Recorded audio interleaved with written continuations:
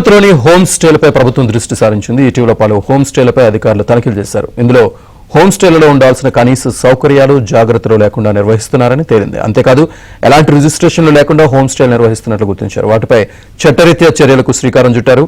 బుధవారం home stay యజమానులతో వాణిజ్య పన్నుల శాఖ జాయింట్ కమిషనర్ సమావేశం నిర్వహించనున్నట్టు తెలుస్తోంది.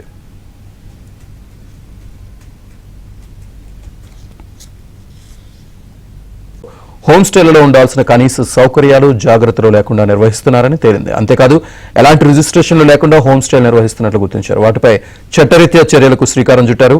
బుధవారం హోమ్ స్టే యజమానులతో వాణిజ్య పన్నుల శాఖ జాయింట్ కమిషనర్ సమావేశం నిర్వహించనున్నట్టు తెలుస్తోంది.